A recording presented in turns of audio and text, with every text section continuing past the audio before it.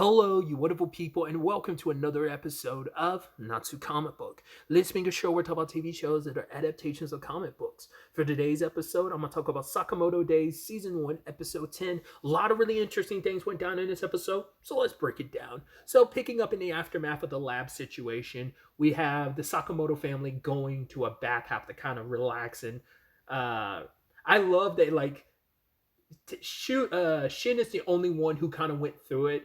Aoi, Hannah, and Zhao Tang, we didn't see. I guess their situation was just pure relaxing. But like obviously, with mainly on Sakamoto and Shin, which makes all the sense in the world because the guy who's kind of running the place, his name is Yutaro. He's taking over it for his family because they're kind of forcing him to work there. In fact, they want him to take over the family business, but he's an assassin, and here's someone with a whole bunch of money on their bounty, so he wants to try and take out Sakamoto. And I love that he's got this place booby trapped, but they're very like feel very Home Alone-esque. They're not anything, I mean, they are crazy, but not as crazy as you thought they'd be. I mean, like the powerful jet streams of the tub, Shin gets blown away and slams into some stuff, but Sakamoto's so big. I thought the point was he's holding on to it with such grip strength that he's not flying forward. I'm sure it's a combination of the two of he's holding on so tight and the fact is he's so big. Then there's the situation with the sauna. It's heated up and like I love Shin's like, yeah, this is great, and his head is literally on fire. And then finally there's they're getting back into the water, and it is immensely freezing cold. And then there's the one where like they're kind of having like the water come down on them like a waterfall that blasts Shin away. But I love every time something happens, it's like Sakamoto's like, oh, that's better, this is good. So none of Utaro's traps are working, but I love the recurring bit in the background where the kids are like, oh my god, that looks so much fun, Dad, can we do this? And the dad's like, yeah, when you're older. And I love later on, it's like, oh, can we get some ice cream? He's like, yeah, when you're older. They're like, cheapskate.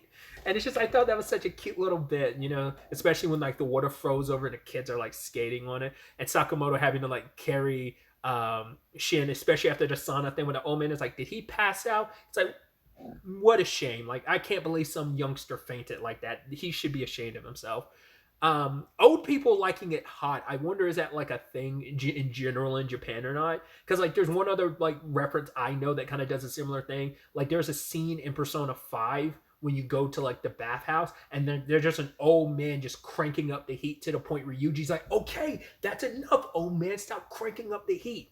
Because I think that's also one way to like really boost your you have to go on certain days because that old man will be there and he will make it extremely hot, so you stand in or longer, like gives you stat boost, if I remember correctly. So I wonder if that's just a kind of a recurring thing for older people, specifically older men, when it comes to like bathhouses and stuff, that they constantly crank up the heat or something like that. I wonder if that's just kind of like a kind of an inside jokey kind of like well-known like cultural thing or something. I don't know. Either way, I just love that recurring bit, and it's just like, yeah, once again, Shin's the only one that kind of walked away kind of tattered. He even says by the end of it, it's like, yo, the point of this place was to be relaxed. I came out worse than it feels like I might not have even bothered going. In fact, he probably is worse off after the lab situation. The bathhouse probably made that even worse. But yeah. Sakamoto's enjoying himself, but Utaro's just kind of like feeling so defeated. Then some people who, for whatever reason, he knows are there chastising him, talking about how shitty his parents' place is. And Sakamoto, hearing all that, doesn't take too kindly because Sakamoto's Sakamoto. And I love that he takes the first guy out with a ping pong. I love when the guy gets hit, he goes ping, it hits the ground, pong. I'm like, why are you audibly saying that? And then the next guy, like when he finished like his ice cream, he took this stick, threw it at the guy, it catches onto his coat and slams him into a vending machine. I'm like, I love how extra you are, Sakamoto. But got to give it up to him. He pulled it out the guy's shirt and threw it away. Hey, Sakamoto is respectful, even though you did kind of break the vending machine in the process, but still. But Utaro's like, I'm sorry, like, he's like, you've known the entire time like what I've been doing. The guy, but for Sakamoto, he pushes past that. He's like, the fact is, me and my family had fun. It was great, like all the little gimmicks to your situation. Like, yeah, like there was all these I'm forgetting the exact wording, but basically it's like your attempts to try and kill me actually made the experience more enjoyable because it really added extra boom to each of the relaxing things I was doing. So we'll kind of leave it at that. And for Yutaro, it was kind of an eye-opening thing for him. It's like, right, I'm just going to leave this assassin business behind because I'm not cut out for it. And he's talking to his dad. He's like, Dad, I'm actually ready to take over the business. And his dad was like, oh, it's already too late. And so you're not going to let me do that. He's like, fair enough. It's like, I wonder will his dad change his mind or not. But it's like, yeah, at the very least, he'll work there, and maybe we'll see Utaro at some point in the future and find out what else he's up to. If he's a character from the comics, I mean, from the manga, because it could just be one of those, like, because it is like half the episode, but it still carries over into the back half of the episode. That could easily be one of those things where it's like anime specific. That could be something original to anime, one of those little gag episode things, especially because it's half the episode. But that could be straight out of the manga too. So if it's straight out of the manga, there's probably more likely a chance we'll see him again, maybe in the future, and find out whether or not he is taking over that place or not, or whether or not he had to find opportunities elsewhere. Which, because I'm on that subject, I'll go ahead and tie it into like the post-credit scene where we catch up with Tanaka and Seba, who are like, yeah, they kind of have to find new jobs now, and they end up starting a crepe, uh, like a van, and but it's not working out. But then like they have a gimmick that ends up selling. It's like basically a Seba turns invisible and like it looks like the crepe is floating, and now they've gained a lot of recognition. But I love that it's like it's Hannah, Aoi, and Shin that show up, and Tanaka's like, "Oh my god, it's that crazy girl again!" And he pours like the batter on himself to hide his identity. But I love that. It's like, yeah, the business is doing well for him, and so that's kind of neat to know. So I'm like, okay, that's fascinating because it almost makes me think about oh god, what's her face in Hard Boil from episode 5? Like, where are they at? Like, I doubt we're done with them. I'm sure they're kind of out there in the ether, potentially doing their own thing too, just like these two are. So there's probably a lot of characters like once you've dealt with them, because obviously Sakamoto's not going to kill any assassins. There's probably a lot of assassins you'll probably see come back as like gag characters. Like, the example I think I've used previously, and at least thinking about this, it feels kind of like Katakiyo Hitman Reborn. There's quite a few characters that make appearances later on that want former enemies that are good guys. I mean, there's quite a few shonen series that kind of do that. Like, happens from time to time in One Piece, whether it's like temporary alliances, some people who come back more good guys than others, and others it's like just for the sake of the situation, like a certain prison break situation brought a lot of characters together, so I wonder if it'll be something like that, or will it be will it be more like like I said, a Hitman Reborn, where it's like, oh, we are more allies than enemies type of thing. It's gonna be interesting to see how that shakes up and plays out. But the back half of the episode revolves around specifically Xiao Tang, because people from her family, some remnants of it, I thought was kind of interesting, because I thought when her parents died, I thought that was kind of insinuating that the entire like Lu Mafia died, but it turns out no, there's still remnants of it. Like, it seems like her mom and dad died, like her actual blood related family, but the extended members might be alive. Maybe, who knows how much of the Lu Mafia is still left, but they've come to retrieve Xiao Tang because it's like, oh, it's time for her to lead. It's like it's her birthright to take over the place. I'd assume they know that she's gotten access to the vault, like beyond like what they took out of it. Like, they kind of left it as is, and she kind of left her own memento in there. But beyond that, like, she probably hasn't touched it. But I'd assume they know that she's accessed it. It is interesting that it took till now for them to find her, and I wonder why. Whether that's something that's really going to get dived into or not.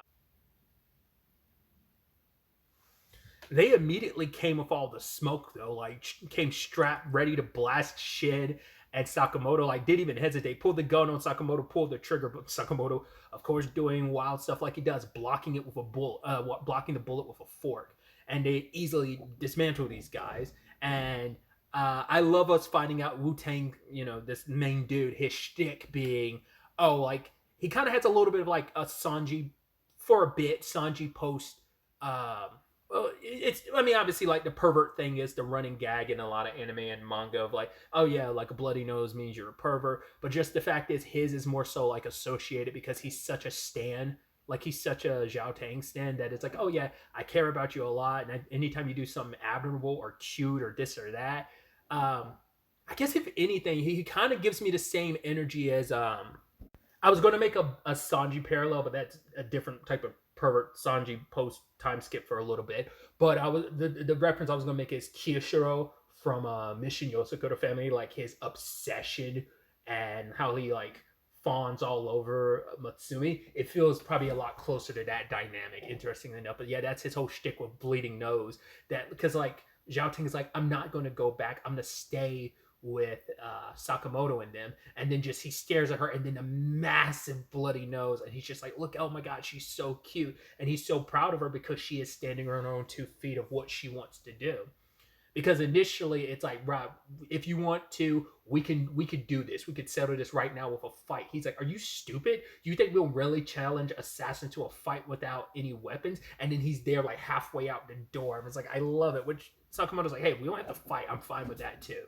But yeah, he's a very cowardly dude because like fighting is not his thing. He's more, as they say later on, he's more brain than brawn.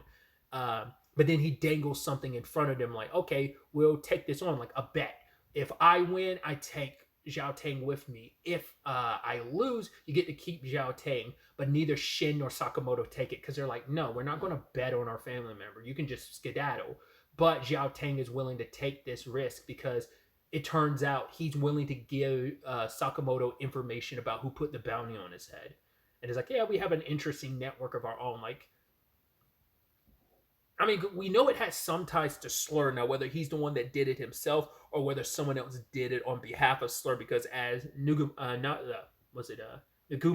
pointed out, Slur started popping up around the time of him killing people in the JAA. He started killing them around the time the bounty got put on Sakamoto's head. So once again, it's been 5 years since he's been away. Why all of this happening right now? You know, so.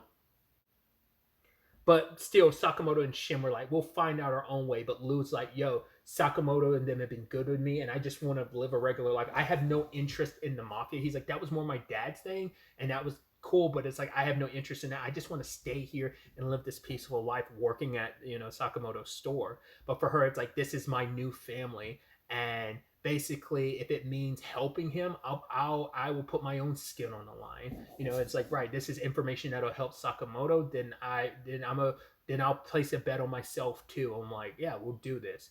Which even Wu Tang is like, oh, he's very impressed and proud of her for going so above and beyond.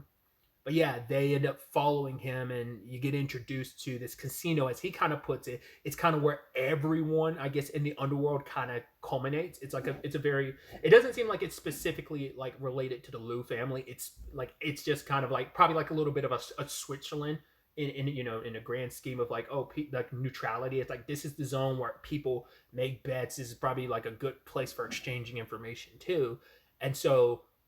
Also, I really appreciate like, everyone's got to like suit up, and I love that it's like, Shin and Sakamoto get like this tattered changing room, and then Zhao Tang gets this like amazing decorated one. He's just like, and Wu Tang's like, oh my god, this is for you.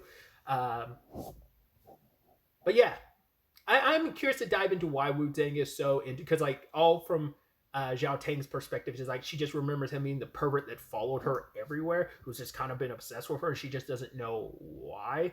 Like why he's stuck around and why he's so like latched onto her. Because like the moment she saw him, she was kind of like, ugh, because she probably thought she kind of got away from him. In fact, she even thought he was dead, and it's kind of sad that she was kind of like, kind of not as relieved to find out you were alive. It's just like, you survived? Okay, I guess it's kind of got that type of energy. But yeah, like the next game is going to be a gambling game. I always appreciate that, like obviously in an anime or a manga or manhwa, whatever the case may be, of high stakes games like that. You kind of put it all on the line. It's not as actiony, but it's still like that suspense of like, yeah, these games, they have to come out with the most monetary value with chips by the end, and that's going to be determining the winner. They've got a 2-hour time limit, and yes, they have a mind reader, which benefits them heavily, but Shin doesn't know any of the gambling games, and neither is Sakamoto. So that's going to be interesting because they've only got Zhao Tang to kind of explain things to him. So, and Wu Tang is a threat because he gets shit done good, because he brains is his thing. So, and even Zhao Tang is like, yeah, despite not having brawn, because of how good his brain is, how smart he is, he was able to work his way up the mafia, so that shows you how much of a threat he is. So we'll see how this all fares out. I should also note, I do love how everyone looks super sharp in their suits, and Zhao Ting in her dress. So yeah, I'm very excited to see where the next episode takes us. Episode 11 is like the midpoint of the season, so I don't know if they're going to take like a week or so off in between episode 11 and 12. Probably not. They'll probably just go straight into episode 12 just because. I mean, I don't know a lot. I mean, I don't know. We'll see.